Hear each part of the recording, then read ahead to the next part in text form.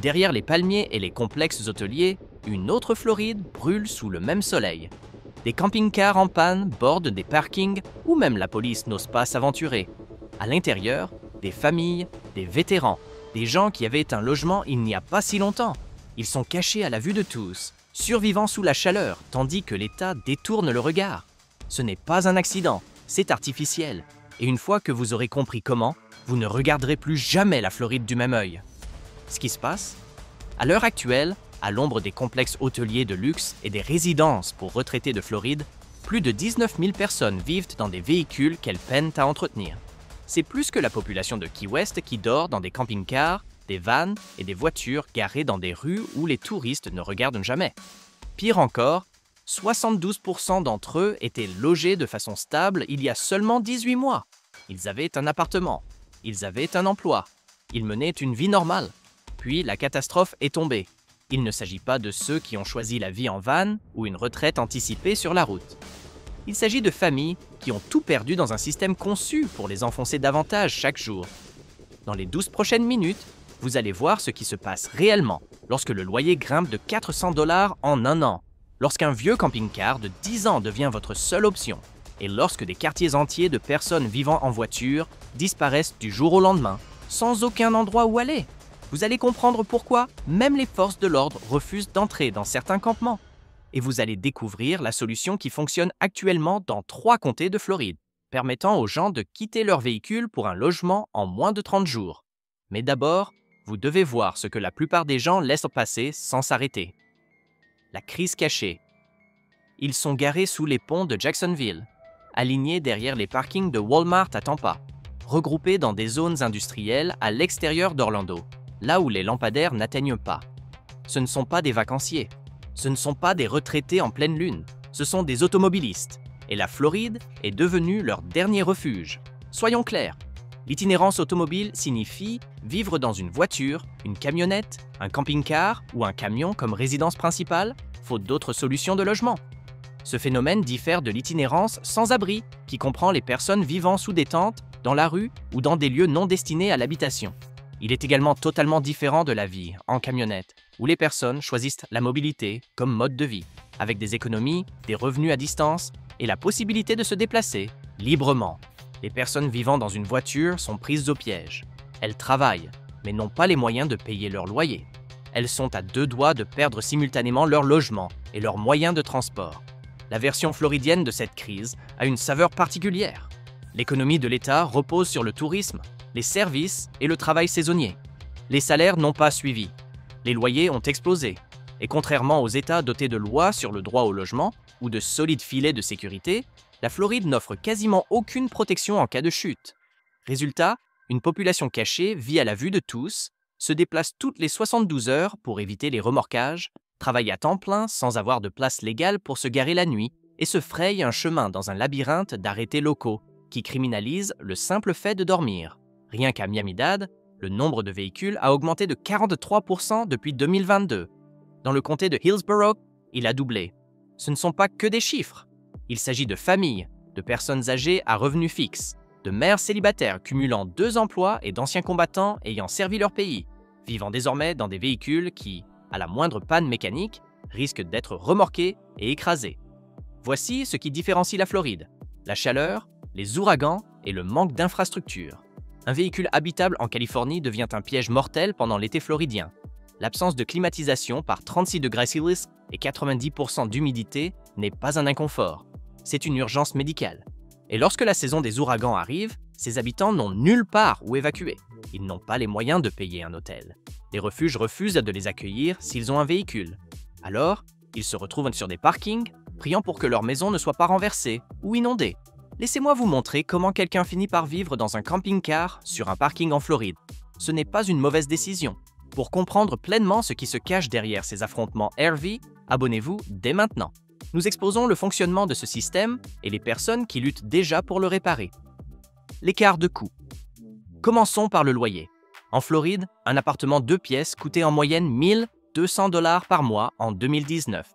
Aujourd'hui, il est à 2 100. Cela représente une augmentation de 75% en 5 ans. Voyons maintenant les salaires. Le salaire horaire médian des employés du secteur des services du commerce de détail et de l'hôtellerie-restauration, pilier de l'économie floridienne, est de 15 $ de l'heure. Faites le calcul. Cela représente 2 600 $ par mois avant impôt.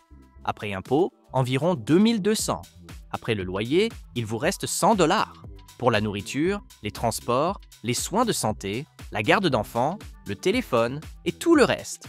Une dépense imprévue, une facture médicale, une réparation automobile et vous êtes en retard de paiement. Un seul retard de paiement de loyer et la procédure d'expulsion est lancée. En Floride, un propriétaire peut déposer une demande d'expulsion 3 jours après un retard de paiement de loyer. L'audience a lieu dans 2 semaines. Le shérif affiche l'avis d'expulsion. Vous avez 24 heures pour partir. Pas de seconde chance, pas de plan de paiement. Vous êtes viré. Mais voilà le piège. Cette expulsion reste gravée dans votre dossier. Désormais, plus aucun autre propriétaire ne vous louera. Votre dossier est incomplet. Votre demande ne peut être approuvée. Vous êtes exclu du marché immobilier officiel pendant des années. Alors, où allez-vous? Vous essayez d'habiter chez des proches, mais ils peinent à joindre les deux bouts. Vous tentez les refuges, mais ils sont pleins, avec des listes d'attente qui s'allongent sur des mois. Vous essayez les motels bon marché, mais à 70 $ la nuit, vous dépensez plus que le loyer en 2 semaines et vous dilapidez le peu d'économies qui vous restait. Le temps presse. Vos options se réduisent et chaque jour sans adresse rend plus difficile de garder son emploi, plus difficile de recevoir son courrier, plus difficile de fonctionner. Alors vous emménagez dans une voiture, peut-être votre voiture au début. Vous dormez à l'arrière, vous vous garez sur les aires de repos, vous utilisez vos abonnements de salle de sport pour prendre des douches. Mais les voitures ne sont pas des maisons.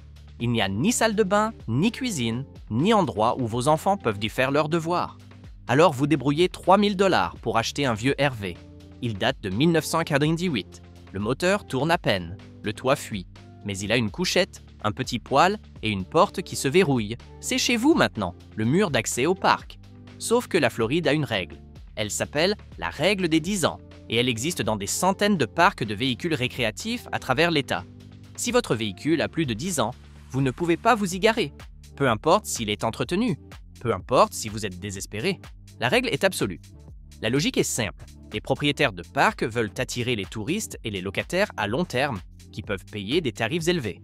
Les vieux véhicules récréatifs font baisser la valeur des biens immobiliers. Vous êtes donc interdit. Les parcs qui acceptent que les véhicules plus anciens facturent 60 à 80 $ la nuit, soit 1 800 à 2 400 $ par mois, plus cher qu'un appartement pour lequel vous ne pouvez de toute façon pas obtenir d'approbation. Et la plupart exigent des minimums d'1 semaine ou d'1 mois que vous ne pouvez pas vous permettre d'avance. Même si vous trouvez un parc qui accepte de vous accueillir, d'autres obstacles se dressent devant vous. Vérification de crédit, vérification des antécédents, vérification de l'emploi, dépôt équivalent à 2 ou 3 semaines de loyer. Vous êtes déjà en retard de paiement.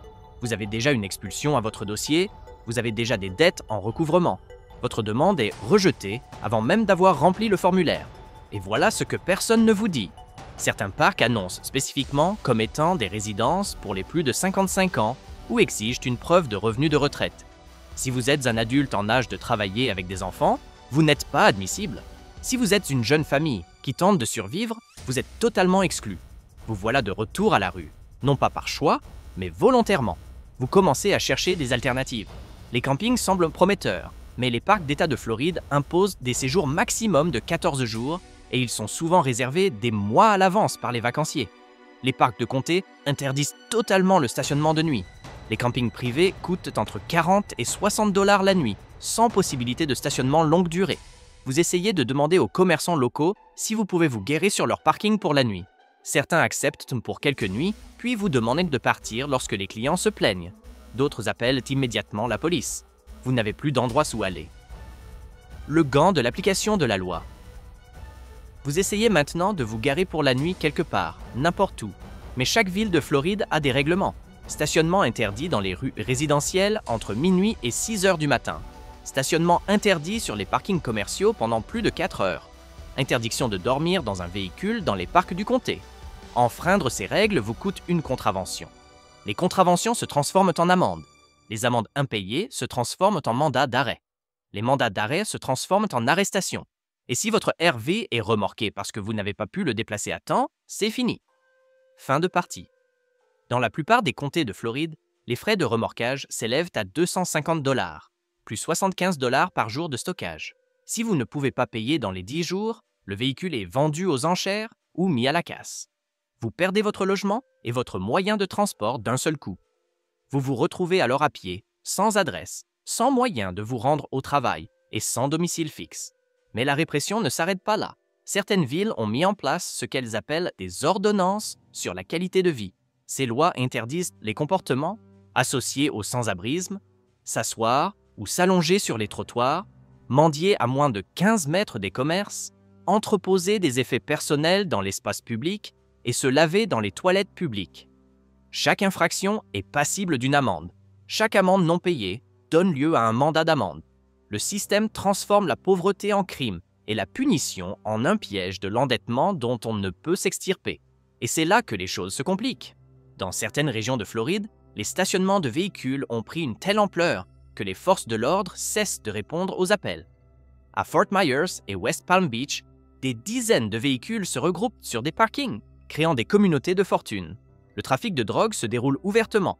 Les conflits dégénèrent en violence. Les habitants ont peur de quitter leur véhicule. Mais la police n'intervient pas sans renfort. La situation étant devenue trop instable. Ces zones de non-droit ne sont pas choisies par choix, mais par abandon. Lorsque le système n'offre aucune option légale, des options illégales comblent le vide. L'effondrement des infrastructures. Même si vous trouvez une place pour vous garer sans vous faire remorquer, il n'y a aucune infrastructure.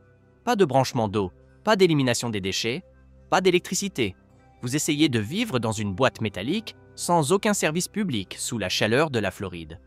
Votre approvisionnement en eau provient des toilettes des stations-service et des parcs publics. Vous remplissez des bidons dès que possible, mais ce n'est jamais suffisant. Vous rationnez les douches, limitez votre consommation d'eau et priez pour ne pas vous déshydrater.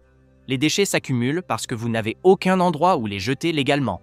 La plupart des camping-cars sont équipés de réservoirs d'eau noire pour les eaux usées et de réservoirs d'eau grise pour les éviers et les douches. Ces réservoirs doivent être vidés tous les 2 ou 3 jours dans des stations de vidange désignées. Mais ces stations sont payantes, généralement 10 à 15 $ par utilisation, et elles sont souvent situées dans des campings ou des parcs de camping-cars, dont l'accès est interdit. Alors les gens improvisent. Ils déversent leurs déchets illégalement dans les égouts pluviaux, derrière les bâtiments, dans les zones boisées. Ce n'est pas par volonté, c'est parce que le système ne leur laisse aucune alternative. Et lorsque les habitants et les commerçants le découvrent, ils appellent les forces de l'ordre. Ils exigent des ratissages. Ils réclament des lois plus strictes. Mais personne ne se demande pourquoi il n'y a pas d'infrastructure publique pour une population qui existe et qui en a clairement besoin. Les déchets s'accumulent faute de ramassage régulier. Les nuisibles se multiplient. Les risques pour la santé augmentent. Des moisissures se développent à l'intérieur des véhicules à cause de l'humidité et d'une mauvaise ventilation. Les infections respiratoires deviennent chroniques. Les affections cutanées ne sont pas traitées. L'épuisement dû à la chaleur envoie des personnes aux urgences chaque été, où elles sont stabilisées et renvoyées dans les conditions qui ont failli les tuer. Et l'électricité est une autre crise. Sans branchement, votre batterie se décharge. Impossible de recharger votre téléphone, ce qui signifie que vous ne pouvez pas recevoir d'appels d'employeurs, de gestionnaires de dossiers ou de toute personne essayant de vous aider. Impossible de conserver les aliments au réfrigérateur. Vous dépendez donc de denrées non périssables peu nutritives. Impossible d'utiliser des ventilateurs ou la climatisation. Vous cuisez donc sous la chaleur floridienne. Certains utilisent des générateurs, mais ceux-ci nécessitent du gaz, ce qui coûte de l'argent que vous n'avez pas. Ils sont également bruyants, ce qui attire les plaintes et l'attention de la police. Vous êtes coincé dans une boîte qui vous tue à petit feu, sans aucun moyen légal de la rendre habitable. Déplacement sans destination. Voici le dernier domino. Partout en Floride, des villes ont déclaré des crises de sans-abrisme et adopté des mesures drastiques de contrôle. La logique est la suivante. Moins de tentes et de véhicules visibles signifie moins de sans-abri. Mais ce n'est pas ainsi que cela fonctionne. Les opérations de ratissage ne créent pas de logement. Elles créent du mouvement. Lorsque Jacksonville a évacué un important campement de véhicules près du fleuve Saint-Jean, 217 personnes se sont dispersées. 63 véhicules ont été remorqués. En 2 semaines, des campements similaires sont apparus dans 3 autres quartiers de la ville. Même personne. Nouveaux emplacements. Aucun logement supplémentaire créé. Le déplacement sans solution ne réduit pas le sans-abrisme. Il le rend simplement plus difficile à localiser, à aider et à fuir. Et chaque fois qu'une personne est prise en charge, elle perd sa stabilité. Elle perd le contact avec les gestionnaires de dossiers qui l'aidaient à gérer ses demandes d'allocation et de logement. Elle perd son accès au courrier, ce qui signifie qu'elle ne peut plus recevoir de pièces d'identité, d'avis d'allocation ni d'offres d'emploi. Elle perd confiance dans tout système qui prétend vouloir l'aider, et elle perd espoir, ce qui est la perte la plus dangereuse de toutes. Mais il y a un autre aspect. Les opérations de ratissage coûtent cher. Chaque opération nécessite des policiers, des agents chargés de l'application des codes, des entreprises de remorquage et des services d'élimination. Les villes dépensent des centaines de milliers de dollars pour déplacer des personnes d'un quartier à un autre, une somme qui pourrait permettre de mettre en place des programmes de stationnement sécurisé ou de financer des relogements rapides. Mais ces solutions nécessitent une réflexion à long terme et du courage politique. Les opérations de ratissage sont immédiates, visibles et faciles à justifier auprès des administrés qui refusent la pauvreté dans leur quartier. Ainsi, le cycle se perpétue. On ratisse, on disperse, on recommence. Les gens restent, la crise s'aggrave, et tout le monde prétend que le problème est en voie de résolution. C'est la réaction en chaîne, et une fois déclenchée, sans soutien ni issue, c'est là que le véritable danger apparaît. Ce qui fonctionne. Voici la bonne nouvelle. Des solutions existent. Elles fonctionnent actuellement dans certaines régions de Floride, et elles sont étayées par des données. Les programmes de stationnement sécurisés constituent la première intervention. Il s'agit de places réservées où les automobilistes peuvent stationner légalement la nuit, avec accès à des toilettes, des douches, un service de collecte des déchets et un suivi personnalisé. Il ne s'agit pas d'un logement permanent, mais d'une mesure de stabilisation. Une fois qu'une personne dispose d'un emplacement sûr pour se garer, elle peut se concentrer sur les étapes suivantes: obtenir une pièce d'identité, accéder aux prestations sociales, trouver un emploi et économiser. Sarasota, Saint Petersburg et certaines parties du comté de Broward ont mis en place des programmes pilotes. Les résultats sont mesurables. Le délai moyen d'admission est inférieur à 72 heures. 94% des participants obtiennent une pièce d'identité officielle en 7 jours. 81% emménagent dans un logement transitoire ou permanent en 6 mois. Le coût par personne est d'environ 38 $ par jour, contre 250 $ par jour pour un hébergement d'urgence, ou 650 $ par jour pour une incarcération. Ces programmes fonctionnent car ils éliminent la menace constante d'un déplacement. Sans crainte d'être remorqué ou verbalisé chaque nuit, vous pouvez dormir. Dormir permet de réfléchir clairement. Réfléchir clairement permet de planifier. Et planifier permet d'avancer. Les gestionnaires de cas de ces sites ne se contentent pas de distribuer des ressources. Ils coordonnent tout. Demande d'acte de naissance, rendez-vous pour les pièces d'identité, demande d'allocation, recherche d'emploi, demande de logement. Ils simplifient les démarches administratives qui prennent généralement des mois et les réduisent à quelques semaines. Ils savent quels propriétaires acceptent les locataires ayant un casier judiciaire vierge. Ils savent quels employeurs embauchent des personnes sans domicile fixe. Ils s'y retrouvent pour que les résidents n'aient pas à se débrouiller seuls. Les centres de triage des véhicules vont plus loin. Ce sont des lieux où les usagers peuvent confier leurs véhicules récréatifs aux réparateurs, être mis en relation avec des mécaniciens travaillant à prix coûtant et bénéficier d'une assistance pour les problèmes d'assurance ou d'immatriculation.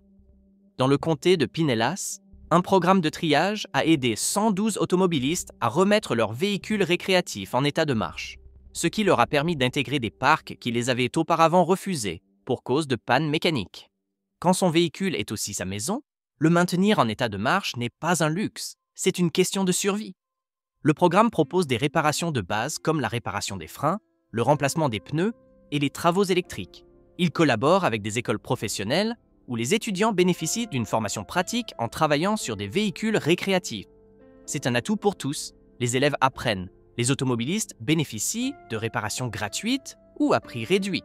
Et la communauté voit les gens quitter les parkings pour un logement stable car leurs véhicules peuvent enfin circuler en toute sécurité.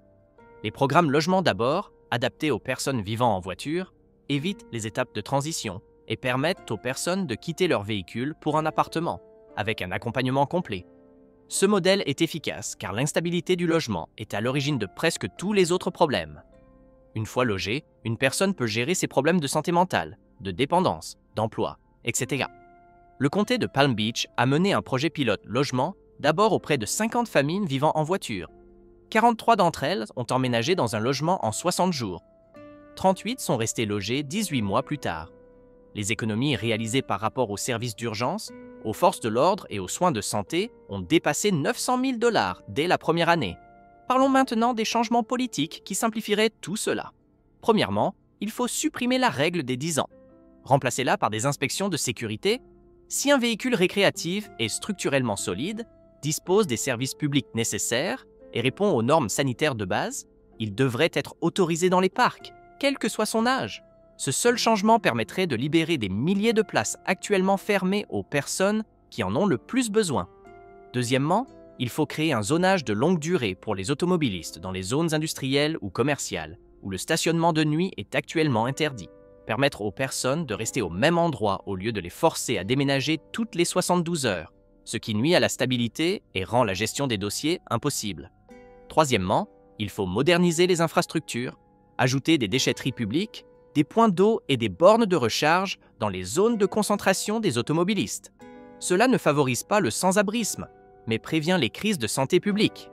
Quatrièmement, il faut inclure le sans-abrisme lié à un véhicule dans les définitions fédérales mais étatiques du sans-abrisme, ce qui débloquerait des sources de financement actuellement inaccessibles à cette population. Ces solutions ne sont pas théoriques, elles sont opérationnelles. La question n'est pas de savoir si elles fonctionnent, mais si la Floride les mettra en œuvre à grande échelle. Nous avons constaté le problème. Nous avons vu la preuve qu'il peut être résolu. La question est, la Floride parviendra-t-elle à déployer ces solutions avant la prochaine saison des ouragans? Cliquez sur « Abonnez-vous » pour suivre les histoires de personnes qui quittent les parkings pour revenir chez elles, et les villes qui réécrivent les règles pour rendre cela possible.